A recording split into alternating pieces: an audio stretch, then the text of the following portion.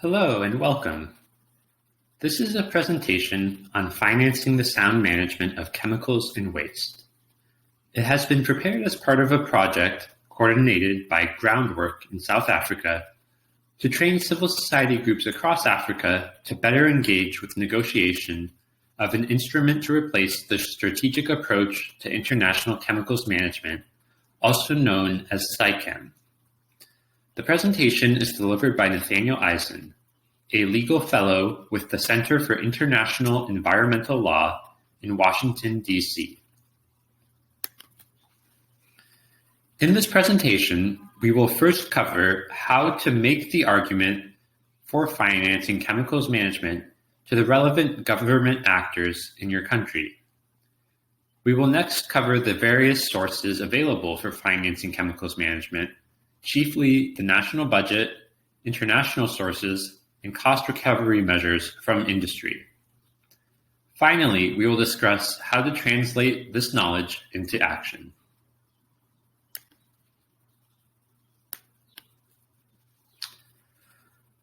Fulfilling all of the functions to manage chemicals safely, functions that are described in our governance materials, requires resources.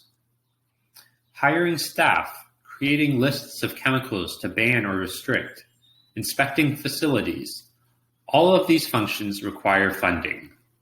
Even changing laws requires funding. Financing is often treated as the last element of a conversation around governance, when in fact, it should be one of the first. There are many possible sources of this funding. For simplicity, many discussions break them down into three categories. The first is the national budget. The second are international sources, such as the Global Environment Facility and UN agencies. The final are cost recovery measures from the relevant industry or industries. Each source of funding comes with its advantages and difficulties, which we will discuss shortly. First, though, it's worth noting that obtaining each source of funding will require making the case to other government actors besides the branch or branches that will be doing the actual management of chemicals on the importance of funding safe chemicals management. These branches can include, most prominently, the legislature, ministries of finance, or other tax and budget authorities. It is therefore critical to be able to convince these actors of the importance of financing chemicals management, to show them that it is an investment that will create much larger benefits, both for the government through greater revenue in taxes and less spending on things like healthcare and disaster response, and for society as a whole. In this respect, the UNEP Costs of Inaction report is a useful starting point. This report combines science and economics.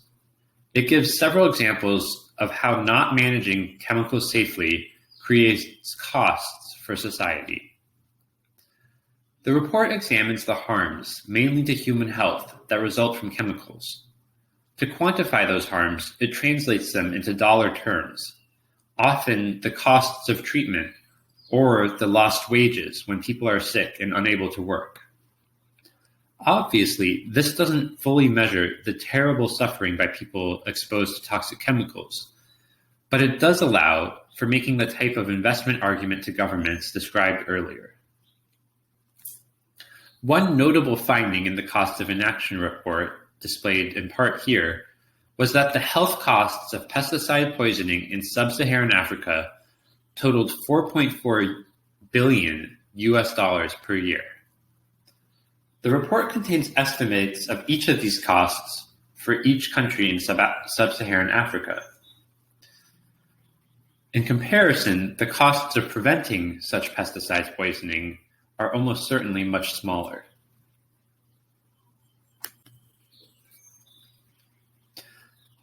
We'll turn now to the three main available sources of funding for chemicals management, as well as the advantages and difficulties of each. The first source of funding is the most obvious, the national budget in your country. The advantages of this approach are that it raises the profile of sound chemicals management as an issue of national concern. Further, it doesn't require the creation of any new taxes or fees. The difficulties are that in many countries, in fact you might say all, revenues are scarce. Even if you can make the best scientific and economic cases, budgeting decisions are largely political.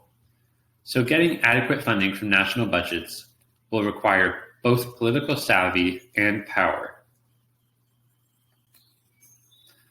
The next category is financing from international sources.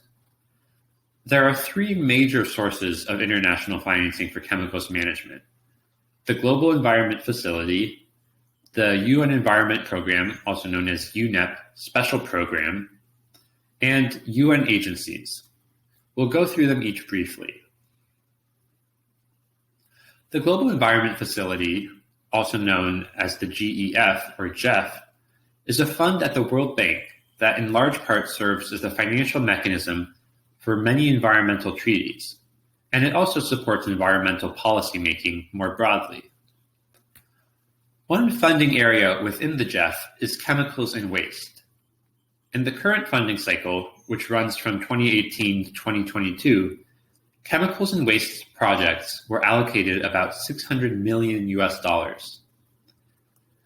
Governments must apply for funds from the GEF, and some have noted the burdensome application and reporting requirements.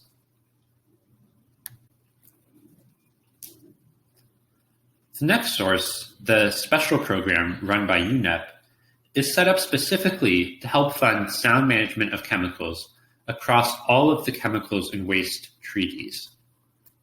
It is much smaller than the GEF and makes small grants of about $50 to $250,000 US to governments, and it is intended to fund things that the GEF does not, such as basic capacity building. It is also currently only open to government proposals, which many civil society groups have criticized, especially because the SciChem Quick Start program, which it replaced, funded some very successful civil society-led projects. The last of the international sources are UN development agencies, such as the UN Development Program and the UN Institute for Training and Research, or UNITAR.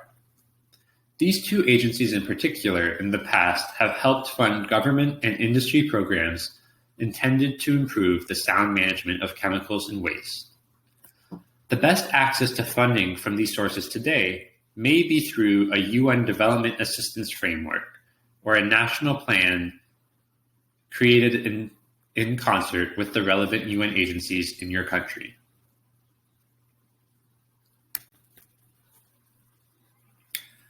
Broadly speaking, the advantages of pursuing funding from these international sources are that it can be an injection of funds into your country. The money that you will receive for chemicals management doesn't come from tax dollars. It can also come with in-kind expertise from technical experts in chemicals management. The difficulties, of course, include navigating a bureaucracy of international institutions and the sustainability of such funding when one is required to meet external funders' requirements and their changing priorities.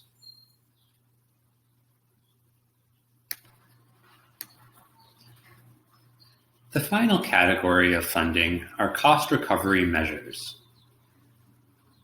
There is a general principle that when the government provides specific services to a specific group or industry, it's fair for that government to recover the costs of providing those services from that group or industry.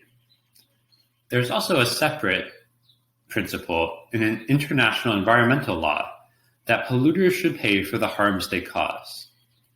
These two principles provide the justification for cost recovery, or charging the chemicals industry for the costs governments incur in managing it.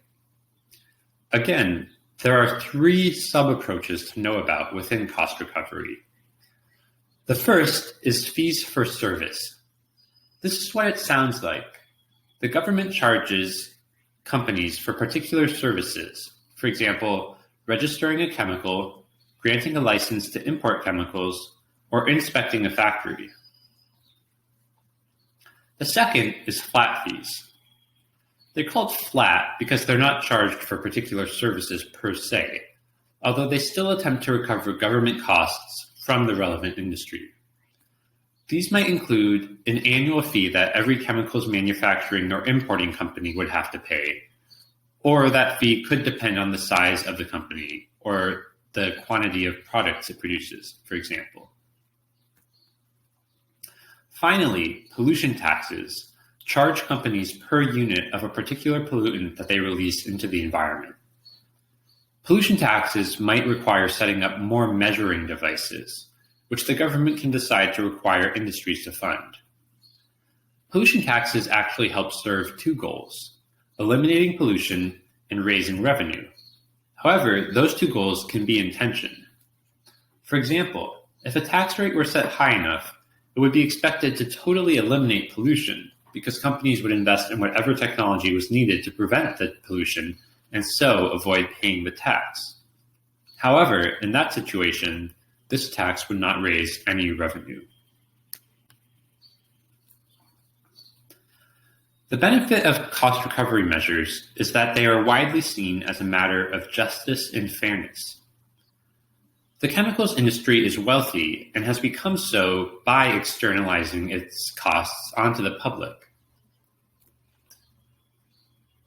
The wealth of the chemicals industry also means that this is the approach with the largest potential to raise funds. The difficulties are that ministries of finance and trade may be concerned about competitiveness or increased cost to consumers. It can also be difficult to find and charge those ultimately responsible for harms from chemicals, because those chemicals can enter your country from waste, electronic products, or unknown sources. While the concerns about competitiveness and costs to consumers, especially, are often exaggerated, it's still important to recognize them, as they can prevent these approaches from being adopted. The difficulties involved in trying to pursue cost recovery at a purely national level have led CL and the International Pollutants Elimination Network, or IPEN, to propose a coordinated approach to cost recovery, one in which governments from around the world act together to recover the costs of chemicals management from what is now a global industry. South Africa, on behalf of the group of African countries jointly negotiating the successor to SAICM, endorsed this proposal and presented a very similar one. We believe this is the best way to get enough funds for all countries to truly manage chemicals safely. Unlike with national cost recovery, there should not be any concerns about competition, and chemicals companies cannot avoid the fees by moving operations. There's a separate presentation going into more detail and justification for the proposal linked at the end of this presentation.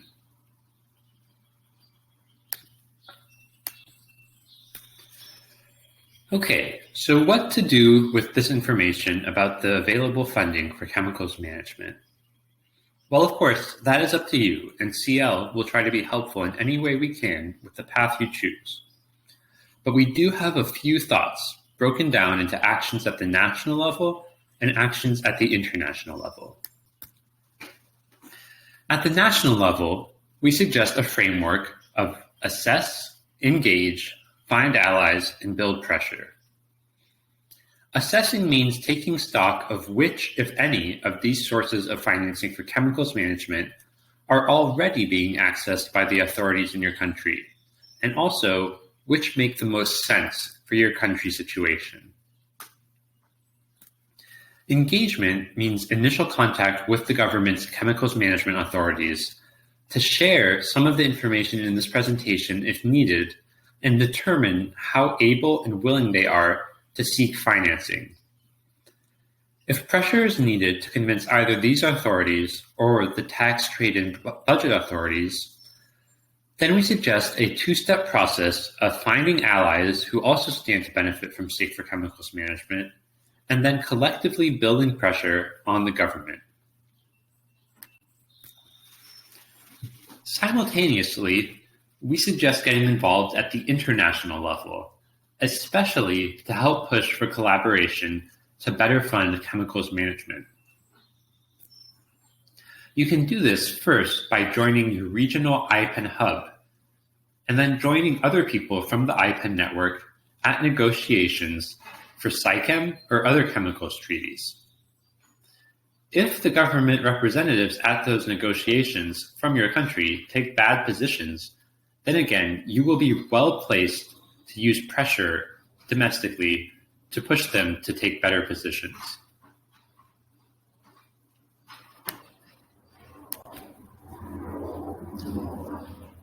So what are the key takeaways from this presentation? First, chemicals governance is not possible without resources. So finance needs to be part of the discussion of chemicals management from the very beginning.